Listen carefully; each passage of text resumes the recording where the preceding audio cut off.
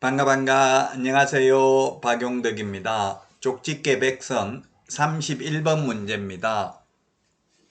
개업공개사가 인터넷을 이용한 중개사물에 대한 표시광고를 하는 때에 건축물 및 그 밖의 토지의 정착물인 경우 명시해야 될 사항이 아닌 것. 제가 총사방 개개 입주관 이렇게 암기를 했죠. 총사방 개개 입주관 총청수 그 다음에 허가받은 날, 사업계획 승인받은 날이 아니라 사용 승인받은 날, 사용 검사받은 날이죠. 건축연한이 중요한 거죠. 완공, 준공 떨어지고 몇 년 지났느냐 이게 중요하잖아요. 건축 허가받아 놓고 공사 안 하고 계속 지연될 수도 있죠. 그래서 입주한 날로부터 얼마나 됐는지를 알기 위해서 건축 허가가 아니라 사용 승인, 그 다음에 주택법상 사업계획 승인이 아니라 사용 검사 받은 날을 명시해야 됩니다. 총 사방이 뭡니까? 사업계획 승인받은 날 방향, 개개 입주간, 방의 개수, 개개 입주간이 바로 자 다시 한번 총사방 개개 입주간 한번 볼까요? 총사방 사용 승인 사용 검사 받은 날 총사방 개개 입주간 방의 개수 욕실 개수 입주 가능일 주차 대수 관리비 총사방 개개 입주간 8개를 명시해야 됩니다. 추가로 해야 되는 거죠. 8개는. 자, 그래서 2번이 정답이 되겠습니다. 건축 허가 받은 날이 아니라 사용 승인, 사용 검사 받은 날이 되겠습니다. 다음은 32번 문제 보겠습니다. 협회에 대해서 틀린 것인데 협회 공제운영위원회는 둘 수 있다가 아니라 둔다. 공인중개사 정책심의위원회는 국토부에 둘 수 있다. 그 다음에 2번 협회가 위반 행위하면 오로지 500만원 이하의 과태료밖에 없습니다. 협회는 오직 500만원 이하의 과태료가 되겠습니다. 자, 그 다음에 협회 공제위원회 위원 19명 이하입니다. 공인중개사 정책심의위원회는 위원장 1명 포함해서 7명 이상 11명 이하고요. 주택임대차위원회 위원은 9명 이상 15명 이하, 상가임대차위원회는 10명 이상 15명 이하, 분쟁조정위원회는 5명 이상 30명 이하가 되겠습니다. 자, 그 다음에 협회는 총회 의결 내용을 10일 이내가 아니라 지체 없이 국토교통부 장관에게 보고해야 됩니다. 지체 없이. 우리 암기 프린터는 50번에 1번에 있습니다. 그래서 4번이 틀렸고요. 5번 운영위원회는 위원장과 부위원장 각각 1명을 두되 위원장 및 부위원장은 위원 중에서 호선한다. 호선은 상호간의 선출입니다. 공제운영위원회는 부위원장이 있습니다. 그러나 공인중개사 정책심의위원회는 부위원장이 없고요. 위원장이 미리 지명한 위원이 직무를 대행한다는 것 주의하셔야 되겠습니다.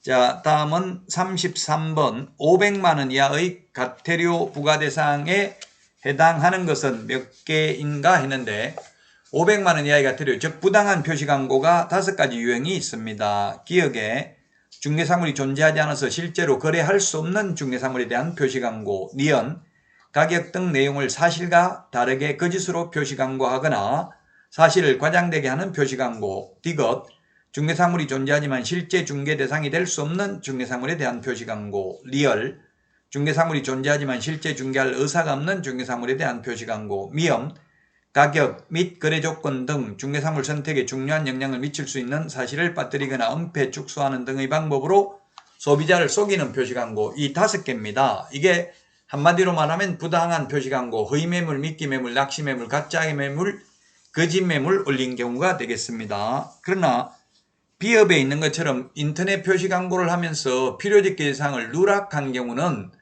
100만원 이하의 과태료입니다. 성명소연 등 소면 종가형, 총사방 개개 입주간 이런 걸 누락하거나 또는 보존 이름을 명시하면 100만원 이하의 과태료입니다. 그래서 500만원 이하의 과태료에 해당하는 것은 4번이 정답이 되겠습니다. 자, 다음은 34번 문제 보도록 하겠습니다. 틀린 것인데 1번 지방법원장은 매월 매수 신청 내린 등록 행정처분 및 신고된 사항을 다음 달 10일까지 법원 행정처장에게 통지해야 되고요. 2번 통지받은 법원 행정처장은 매월 매수 신청드린 등록 행정처분 및 신고된 사항을 매월 10일까지가 아니라 매월 15일까지입니다. 다음 달 10일까지가 아니라 다음 달 매월이 아니고 다음 달 15일입니다. 다음 달 15일. 다음 달 15일까지 협회에 통지해야 됩니다. 이 다음 달이 같은 달입니다. 이게 일본에 있는 다음 달하고 그래서 다음 달 10일이라고 하면 당일날 바로 협회에 통지해야 되겠죠. 이걸 2번을 다르게 해석하면 통지받은 날로부터 10일 이내에 5일 이내에 협회에 통지해야 된다 이 뜻이죠. 다음 달 10일, 다음 달 15일이 같은 달이니까 그래서 요건 시험에 자주 나오진 않기 때문에 아마 여러분들이 생소할 수 있는데요. 따라서 2번이 틀린 정답이 되겠습니다. 지방법원장이 다음 달 10일까지 법원 행정처장이 통지해주면 법원 행정처장은 다음 달 15일까지 협회에 통지합니다. 2번이 틀린 정답이고요. 3번 지방법원장은 매수 신청드린 등록 취소하는 경우에도 청문을 하는 것이 아니라 10일 이상 기간을 정하여 구술 또는 서면에 의한 의견 진술 기회를 부여한다는 것 주의하셔야 되겠습니다. 매수 신청드리는 모두 의견 진술 기회 부여입니다. 공인중개사법에서는 자격 취소, 등록 취소, 지정 취소, 취소 3개는 청문을 실시합니다. 자, 그 다음에 4번 지문입니다. 중개사무소 개설 등록이 취소된 경우로서 개인인 개업공개사가 사망한 경우에는 그 개업공개사와 세대를 같이 하고 있는 자, 법인인 개업공개사가 해산한 경우에는 해당 법인인 개업공개사의 대표자 또는 임원이 어떤 자가 등록 취소 처분을 받은 날로부터 7일 이내에 매수 신청대리인 등록증을 관할 지방법원장에게 반납해야 된다. 네, 맞습니다. 7일 이내입니다. 자, 사망을 하면 중개사무소 개설 등록증은 사망하면 등록 취소해야 됩니다. 등록 취소돼도 중개사무소 개설 등록증은 등록관청에 반납 규정 없고요. 매수 신청대리인 등록증은 세대를 같이 하는 자가 7일 이내에 반납해야 됩니다. 법인이 해산해서 등록 취소된 경우 중개사무소 개설 등록증은 대표자 이 어떤 자가 7일 이내에 등록관청에 반납해야 되고요. 매수 신청대리인 등록증은 대표자 또는 임원이 어떤 자가 7일 이내에 지방법원장에게 매수 신청대리인 등록증을 반납하여야 합니다. 자, 다음은 35번입니다. 관할구역 안으로 사무소를 관할구역 안에 같은 시군구 안에서 옮겼습니다. 관할구역 내, 이게 중요하죠. 관할구역 내로 옮겼다. 밖으로 옮긴 게 아니고. 자, 그러면 이전 신고는 옮기고 나서 10일 이내에 신고하면 됩니다. 니은, 이전 신고를 받은 경우 등록증에 변경사항을 적어서 교부할 수 없고 재교부해야 된다 했는데 이게 X입니다. 원칙 재교부고요. 관할구역 안에서 옮기면 예외적으로 등록증의 기재사항을 변경하여 교부할 수 있습니다. 그러나 관할구역 밖으로 옮기면 무조건 재교부해야 되죠. 그래서 니은 틀렸고 디귿은 이전 신고할 때 등록증 제출하지 않아도 된다 했는데 제출해야 됩니다. 관할구역 밖으로 가면 반납하고 새로 받아야 되겠죠.